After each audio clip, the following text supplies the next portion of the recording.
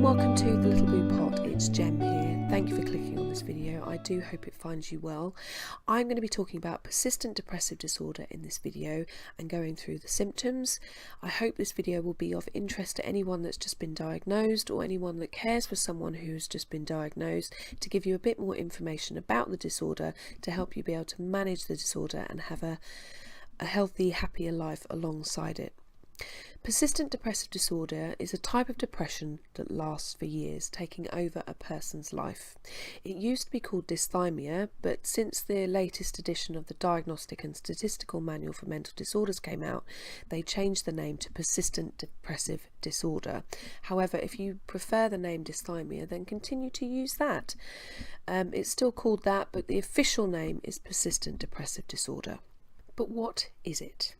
Persistent depressive disorder, or dysthymia, has similar symptoms to major depressive disorder. The main difference is the symptoms may be less severe but go on for a prolonged period of time of more than 2 years. So you've got major depressive disorder and persistent depressive disorder. To be diagnosed with major depressive disorder, you have to experience the symptoms for more than 2 weeks. For persistent depressive disorder, it's more than 2 years. The symptoms are the same, but they change in their severity.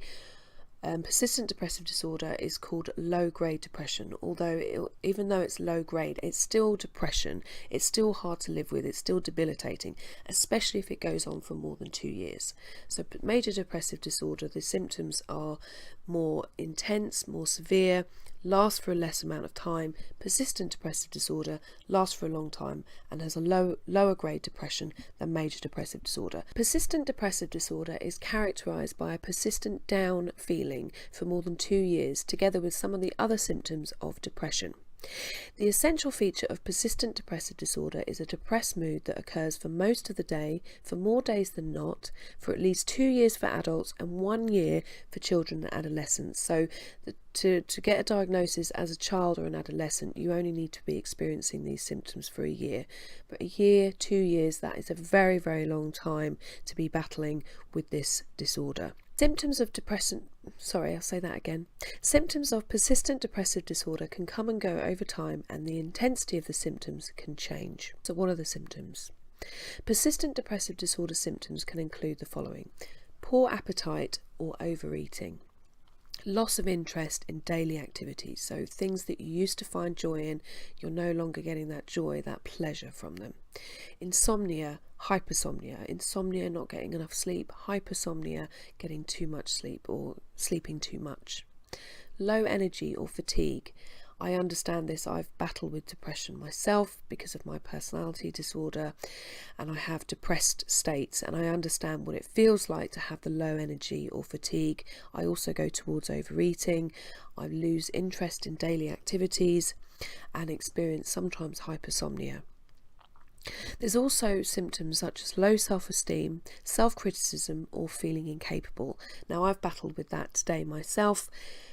Doing this video, I found it very, very hard to not criticize myself, and my self-esteem is quite low, so I'm feeling a bit insecure about what I'm doing, but hopefully that's not coming across. Feeling incapable, I also have experienced that. Not being able to complete things, not being able to focus, not being able to understand what's going on, feeling completely incapable of doing tasks. Poor concentration, that kind of follows on from what I just said, and for me, poor concentration has been a bit of an issue today, struggling to do this video, but other people may experience it in different ways. So poor concentration is another one. Difficulty making decisions, this is another one that you could be faced with if you have persistent depressive disorder.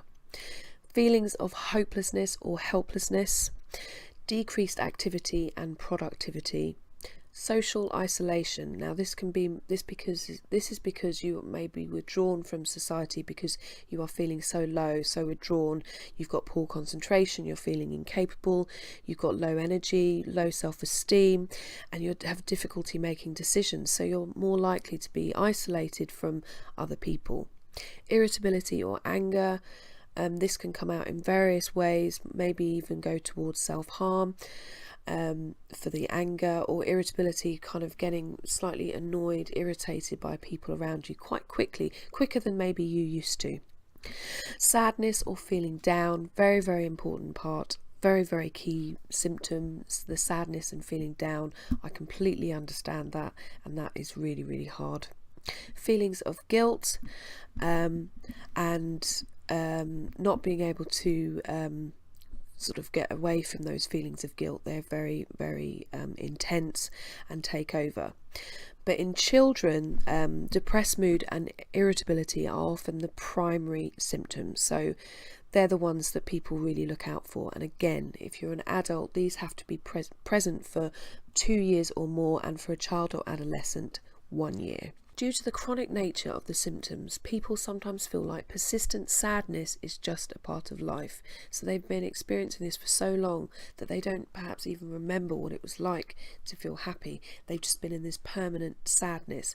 And obviously the longer it goes on, the worse things get, because you're not able to kind of live your normal life. Everything is in the way. All the symptoms I've just talked about, they stop you from leading a healthy, happy life. So we need to get help. The quicker you get help, the better you will be able to cope with your illness. And if you do experience the symptoms of dysthymia or persistent depressive disorder, then do get help. There is help available. There are therapies that you can have. There's medications that you can take.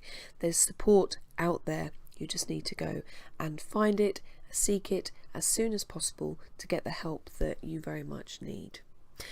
Thanks for watching. Please comment on this video. Please let me know your thoughts. Please let me know if you suffer from persistent depressive disorder or dysthymia.